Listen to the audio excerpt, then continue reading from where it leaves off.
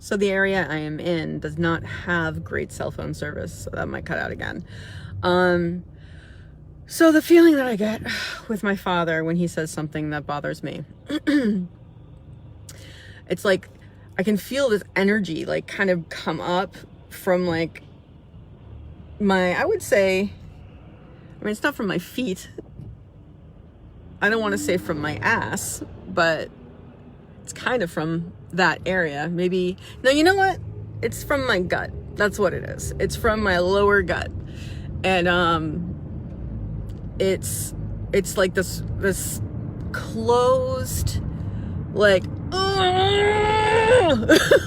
like, it's really, it's very difficult for me to relax and release. It's because the thing is, it's hard for me to even try to, like, it doesn't even occur to me to try and relax and release right now, because I just, like, my head gets clouded, and you know, I just, this pressure is building up in my face, my heart's beating faster,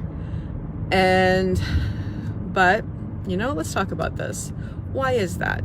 Because there is no immediate threat to me when I'm talking to my dad. Let's kind of all over the place here. Let's talk more about the feeling, and then we'll go into what I just thought about. So yeah, it's this feeling where I get so, I mean, it's angry, but it's a specific dad anger. That it's kind of like blind rage. I mean, I hate to put it that way. I mean, it's not blind rage, but it's not like I would, it really just, the outcome of it. Okay, you're gonna let me go. Thank you, sir. The outcome of it is me yelling. It's not like, you know, anything else, but it is very hard for me not to yell, or at least speak loudly in a very annoyed voice. But it doesn't even occur to me to like relax when it happens, because everything is, all this energy just comes up, it focuses, everything is clenched, and it just has to go somewhere, right? The energy has to go somewhere. It has to come out. I need it to be released from my body. It's so uncomfortable, right? Like, why can't I keep my mouth shut at those moments? You know, like, it's just, and it's not that I say anything mean. It's just like, I see it. You know what I mean? Like, I see this, Dad. My eyes are open. I am driving a car. I can see the car is there. I get it. You know, so it's not even about anymore. It's not about any big thing. It's just, you know, severe irritation, which I feel really bad about, because my dad's in his 80s now, and he's done a lot in his life, and he deserves to be treated with respect and compassion. And was that right onto Circuit Street? I think it was. Hopefully it wasn't a left. Yeah, I think it's this way. But you know, he deserves to be treated with respect. There's a lot. He's a very interesting, actually pretty amazing person. It's just, we personally don't get along, or didn't, let's say. We didn't get along. He's mellowed out. But my reactions are still there. So relax and release. It's all good.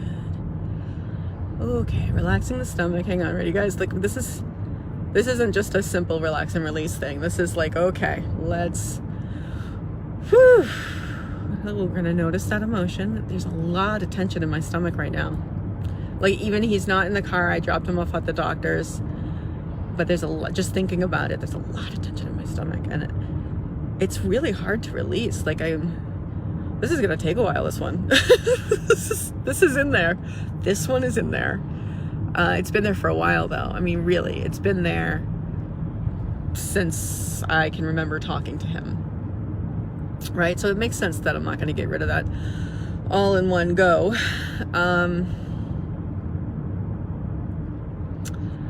stay left to stay on circuit. Okay. Let me just get past this traffic. Okay. Also, what added to this morning, turn right onto winter. What added to the problem this morning was also that yesterday, because he was in a car accident, especially like at the place, because we drove past the place that he got in the accident. Yesterday it was like pouring rain. Today it's bright and sunny, and he was like not flipping out, but he was very nervous about that intersection. And it's just like, calm down. Calm down. Yeah, this is kind of a crappy intersection. There are really bad intersections in Massachusetts, guys. They're like bad. Like, one road's meeting another road and it's coming out. It's just, and straight is actually left. It's a weird thing in Massachusetts.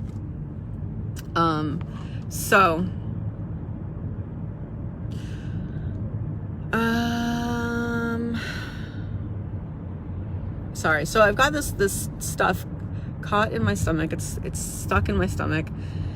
It's like a hard ball. I can feel it. But it's a hard, it's a physical feeling, but it's also like an energy. I mean, it's like an energy, but it's also a muscular thing. So it's like all combined. This is gonna be a challenge, guys. This is a good one though. This is a good challenge. So I am very grateful for it, because my dad's getting older and I want to be able to be totally chill with him. I would really like, that's my goal, is to be able to be completely compassionate and understanding of my dad. That's the goal. And I am just gonna have to try and relax and release out of it, right? Because it's really hard for me. But okay, let's adjust our language here, right? It was really hard for me, and now I'm getting better and better at it, and that is true. Because I'm aware of it, and I'm actually trying to do something about it. Let's talk about before, shall we? Before I sort of reached this level of awareness, I knew it was there, but I had no idea what to do about it. And it bothered me. I wanted for it not to be there. Is this Grove Street? I don't think so. I wanted it not to bother me, but I had no idea how to make that happen. I thought it was just kind of doomed, and it was so frustrating because I would get frustrated with myself as well. But now I know that I can handle this, and it's all good. So yeah, there was something else I wanted to talk about, but now I forget. I'm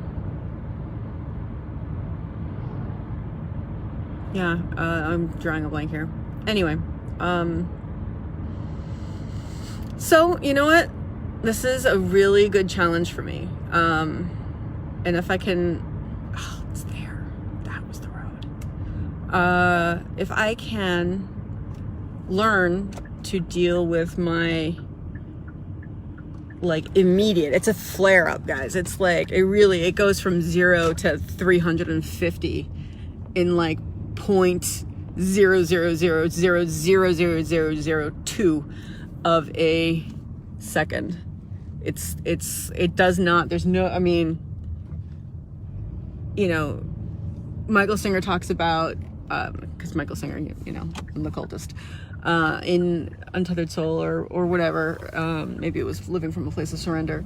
He talks about anger and how, how to deal with it, and, to start noticing that anger, there's something that always builds up to your angry outburst or whatever. You're angry, you're acting from an angry place, and yeah, so he says, there's always something, a buildup. So start to notice when that energy starts happening, and you know what I mean? And then if you have to remove yourself from the situation, remove yourself from the situation, but there is something that warns you.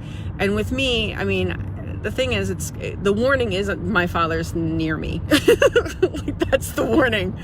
And when I get angry, when he says something that bothers me, it's just like, ugh, it's bad. It's not good. It's not good. So I gotta figure out how to find that, or at least in the midst of that, when it happens, to relax and release, right? There's so much wrapped up in it. That's a long conversation that I shouldn't have while I'm driving. So we'll talk about my daddy issues later. So that's what I wanted to say. It is a challenge. It's difficult. It's uncomfortable.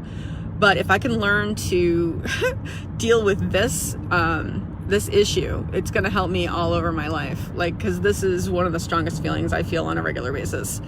Or at least I felt. It's getting better. But so that is what I always notice one of my eyebrows, my left eyebrow, I think always goes high, and I don't really understand why it does that. I'm going now. Okay, so that's it. I'm going to say that I am grateful for this challenge, because it is going to lead me not only to a better relationship with my father, my better feelings about my father, but also to a better ability to deal with previously uncontrollable emotions that are just really uncomfortable and irresistible, and like it's just my entire body. Anyway, so I'm going to be grateful for that, guys, which means, and I want you always to remember that you can always choose to have a grateful day.